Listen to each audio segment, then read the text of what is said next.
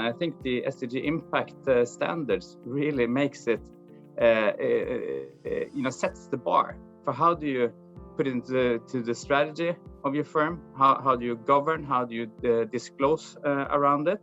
So I think it's very much needed, and that's why I know both EQT and we and LGT and Sir Ronnie has been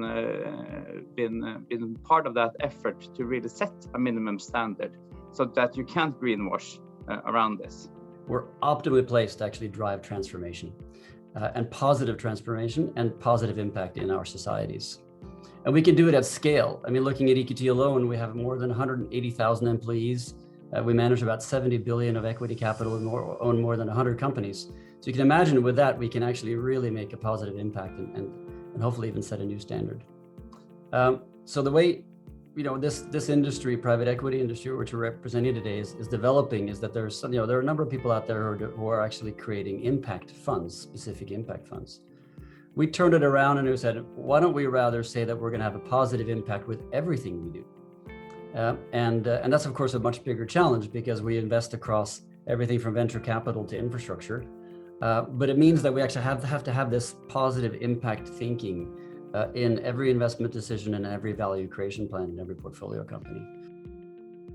I'd like to connect to what you've all said and just stress the point that we live at a historic time when three major forces are actually shifting our economic paradigm.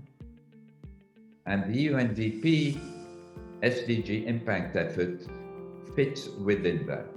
The three forces are the huge changes in values that we have seen, where consumers don't want to purchase the products of companies doing harm, and talent doesn't want to work for them. And investors have noticed this, and we have between 40 and 70 trillion dollars now going to ESG investing, which seeks to achieve impact as well as profit. The second major force appeared in both the comments of Reynir and of Christian, are huge leaps in technology today, which enable us to deliver impact across every sector in ways that humanity couldn't previously contemplate. I'm thinking of artificial intelligence, machine learning, augmented reality, and computing and the genome coming together. And the third is this technology leap enabling us to measure in a granular way the impacts that companies create through their operations, through their employment, and through their products on people and planet. Now, we are at the beginning now of an impact revolution, which requires transparency on impact that is similar to the transparency that we have on profit. In order for investors and consumers and others, talent, to be able to make decisions that are based on data. I love the phrase that if you don't have data, you're just another person with an opinion. It is obvious to me that we are shifting from general awareness of the SDGs to better understanding of how important they are and how impact investment can help to achieve them. And now we're engaging, and your effort at SDG Impact is an important part of it in the implementation of these approaches. I remember the early days of technology.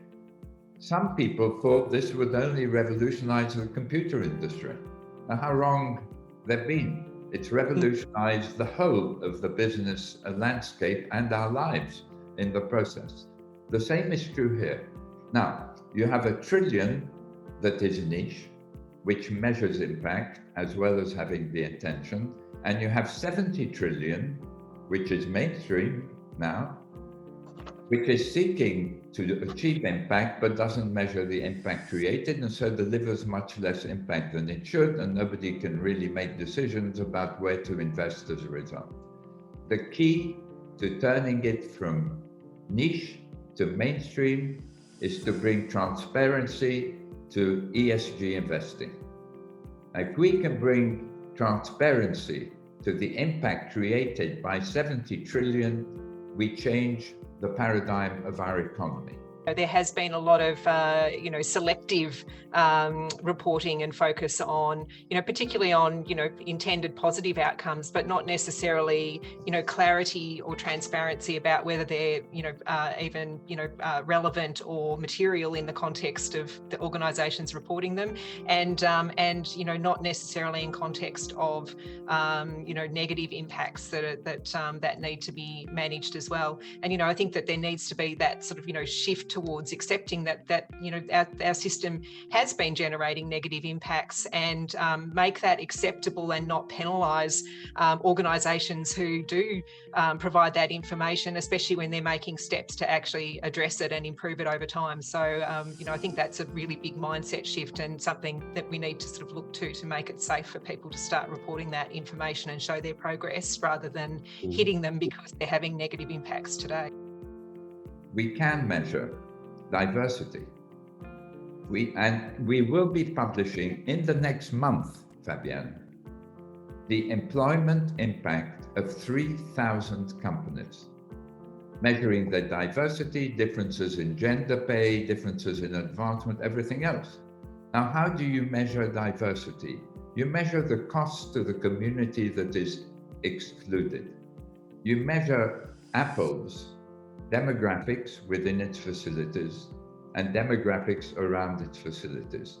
You ascribe to the number of missing people at every echelon the remuneration they would have got had they been employed. And you have a cost. And you do the same for differences in pay. That's much easier, obviously.